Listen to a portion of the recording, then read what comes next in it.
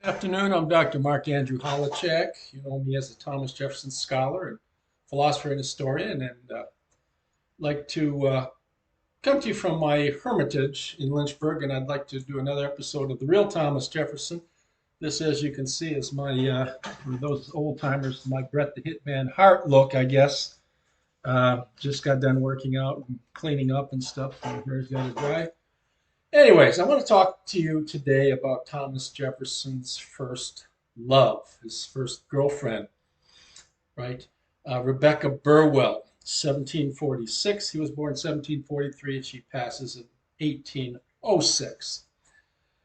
Jefferson's first letter is one of his first letters is from John Page, who was a boyhood friend. And it's on December 25th, 1762. Jefferson is in love at the time. And he writes to John Page of some egregious misfortunes that have occurred to him over the night. He says, "This very day, to others, the day of greatest mirth and jollity, Christmas Day, right? Sees me overwhelmed with more and greater misfortunes than have befallen a descendant of Adam for those 1,000 years past." Why such mullygrubs for Jefferson? He says, well, the cursed rats. Apparently, they've come during the night, right? They've chewed up his pocketbook, carried away his silk garters, and destroyed some 6 minuets were to serve, in his own words, as a provision for winter. That's the tip of the iceberg. He goes on to talk about something that's much worse than that. This apparently, with the rain and leaking through the roof, um, it soaked and damaged his watch and pretty much destroyed his watch. It doesn't tick anymore. He says, "My poor watch has lost its speech," right? And but again, that's not exactly what throws him off, right? It's that the silhouette that he had in his pocket watch. Do I have a pocket watch with me here? I don't have one with me. I have my other. But in the cover of your pocket watch, that's where a young man would put a silhouette or a drawing or some such thing of the woman he loved, you know. And the water got to the watch. It no longer ticks. He opens it up, tries as delicately as he can to remove the silhouette of his beloved Belinda. He calls her Belinda or Adnileb, which is Belinda backwards for some unknown reason, and it destroys the silhouette. He writes, "In trouble." The subtle part, and I've noticed the the the language he uses. The subtle particles of water with which the case was filled had, by their penetration, so overcome the cohesion of the particles of the paper, of which my dear picture and watch paper were composed, that in attempting to take them out to dry them, good God, mens horret referre, which means something like the mind is in horror to recall, bring back the picture, to refer back to that picture. My cursed fingers gave them such a rent as I fear I shall never get over. Right? The silhouette is destroyed, and he's got another year of study through him. And he says, "I'll not be able to get through old Cook this winter." Cook was Sir Thomas Coke, who wrote whose standard text, the Institute of the Laws of England, was the standard legal text of the day. It's something that Jefferson was studying. So that was Christmas Day, 1762. Almost a year later, October 7th, 1763, he writes Page another anxious letter, ireful letter. In the most melancholy fit that ever any poor soul was, I sit down to write to you last night as merry as agreeable company and dancing with Belinda in the Apollo could make me, the Apollo room.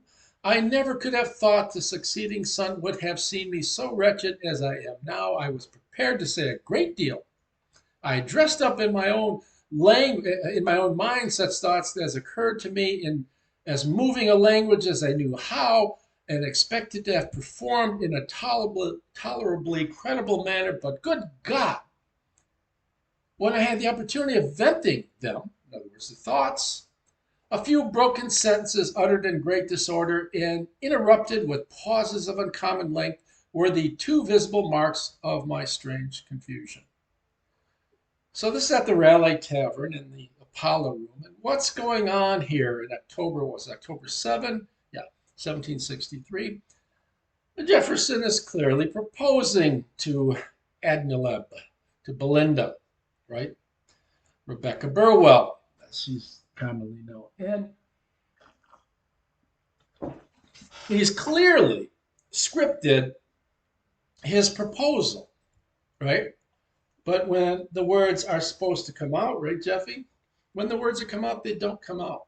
I dressed them up in my own mind, such thoughts occurred to me, so he scripts it in moving language as I knew how, and I thought I'd perform this in a tolerably effective manner. And the words did not come out. There were long pauses, and uh, he's at sixes and sevens. Everything, there's this profound discomfiture of trying to propose, and he can't even get out the words. Now, no one's really paid too much attention to Burwell's role because we don't know what her role was in this, but I suspect that Burwell knew all along that Jefferson was in love with her and that he had in mind at some point the proposal of marriage, and she was not interested in Jefferson.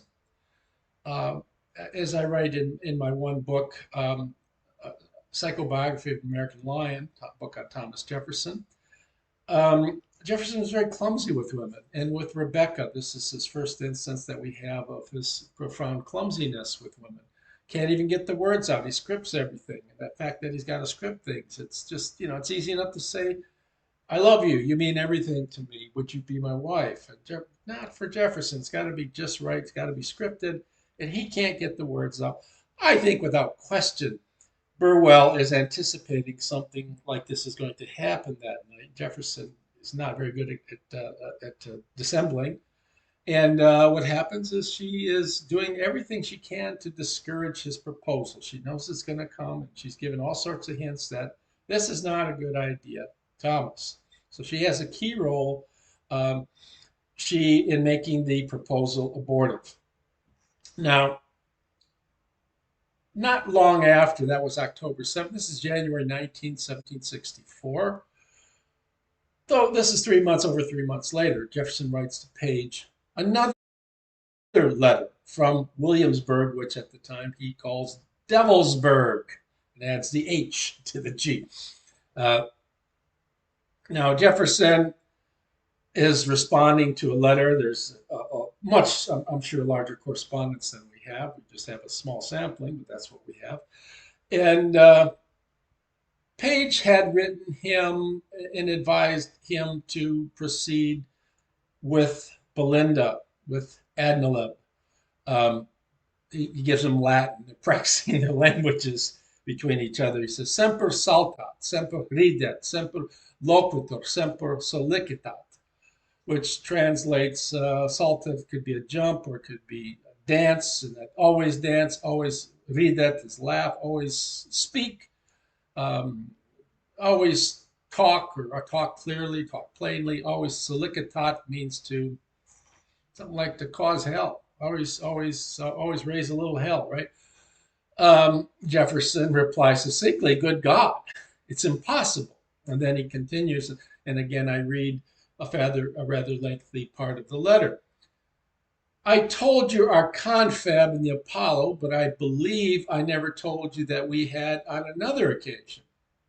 Right? I then opened my mind more freely and more fully. I mentioned the necessity of my going to England and the delays which would consequently be occasioned by that.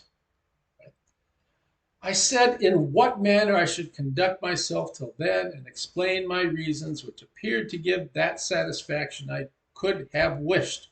In short, I managed in such a manner that I was tolerably easy myself without doing anything which could give Adnaleb's friends the least umbrage, were the whole that passed to be related to them. I asked no question which would admit of a categorical answer, but assured Adnaleb Belinda that such questions would one day be asked. Skip on. My fate depends on Abnaleb's present resolutions. By them I must stand or fall. If they are not favorable to me, it is out of my power to say anything to make them so, which I have not already said. So that a visit could not possibly, Jefferson just say could not possibly be of the least weight. Now, there's a lot to untangle here. Right. He's not going to propose anymore. He's telling um, Abnaleb that he's got to go to England, right? The necessity of my going to England, there'll be certain delays, right? There's something important going on that occasions that Jefferson needs to go to England. What is this trip to England? Well, there's no necessity of going to England. What's going on clearly is it's a psychological power play of sorts. He's expecting, he's going to say, well, I got to go to England. And, so if you're expecting something like a proposal, it's just not going to happen now. Maybe when I come back.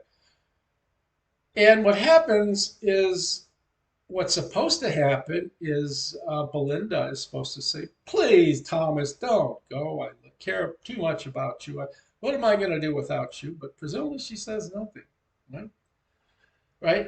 So he says, I gave her my reasons. I managed in such a manner that was tolerably easy myself without doing anything which could give her friendly umbrage.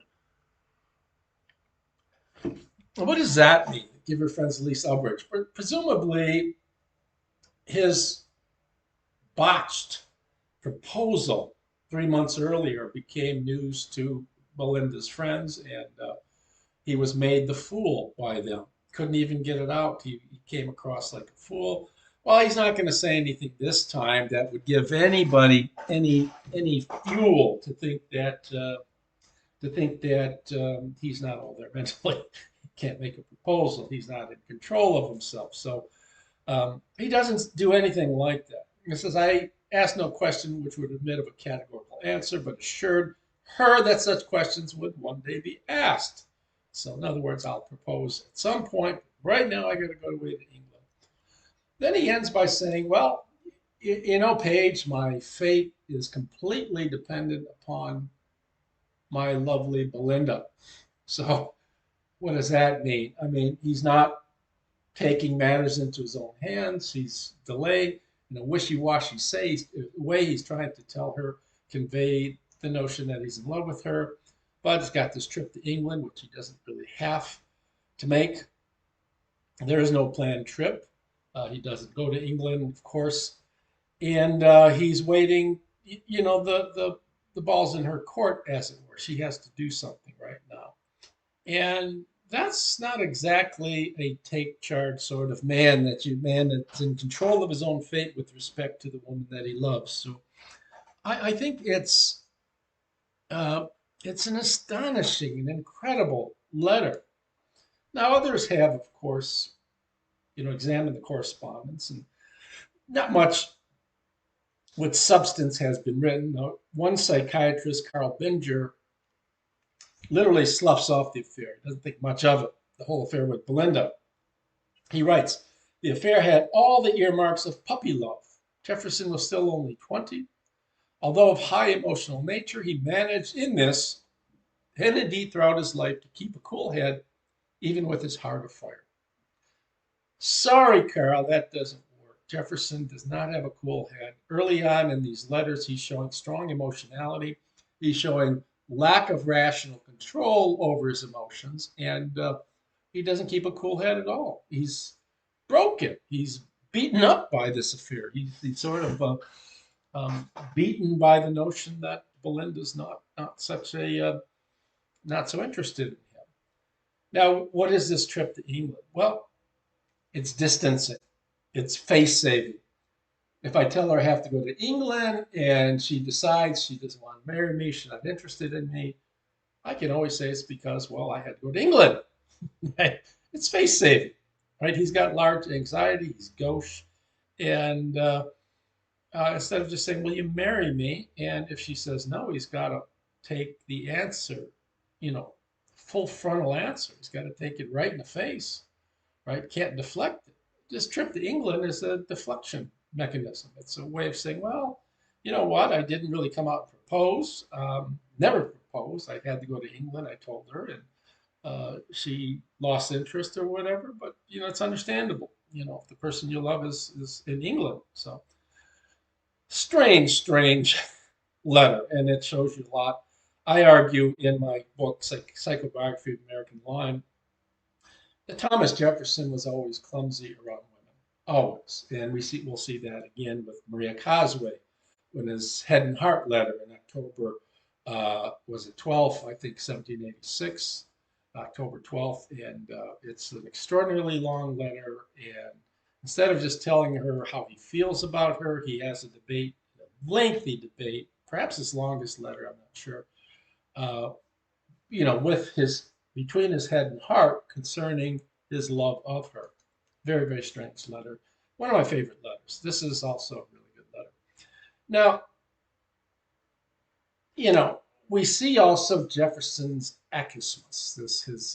He's pretending to be indifferent when at base he's really suffering from this. He says, I mentioned the necessity of my going to England and delays which would constantly be occasioned by that. I asked no questions which would be admit of a categorical answer, but assured Admiral Webb that such questions would one day be asked. Right. Um, at some point, this was in what this letter. Let me go back to. This was January 19th. She is married by May 24 of the same year of 1764 to Jacqueline Ambler, who himself becomes a politician of some note. And that suggests to me, we don't know, but that suggests to me that there was that she had been seeing him for some time, while perhaps Jefferson is still interested in her, and her interest shifted remarkably away from Thomas Jefferson to Jacqueline Ambler. He dies as a fairly young man still, but and perhaps Jefferson knows something about her interest in another man. We don't know. He never mentions that. But this is a wonderful episode of Jefferson's clumsiness around women, and I wanted to share that with you. It's something to which we'll come back. When we talk about, if I come to his relationship with Maria Cosway, I have a book coming out on that very, very shortly. I'm just working on the page proofs. And we'll talk more about that. I don't think he ever lost that. I think he was always very, very clumsy around women, not very take charge. Uh, but anyways, I hope you enjoyed that. I hope this tells you, psychologically, tells you a little bit about Thomas Jefferson. We'll come back to this. And this is, again, part of the episode, The Real Thomas Jefferson. Real Thomas Jefferson wasn't a wolf. He was no Lothario. He was very clumsy. Anyways, hope you enjoyed that. TTFN, and we'll see you again. Do it again. Thank you.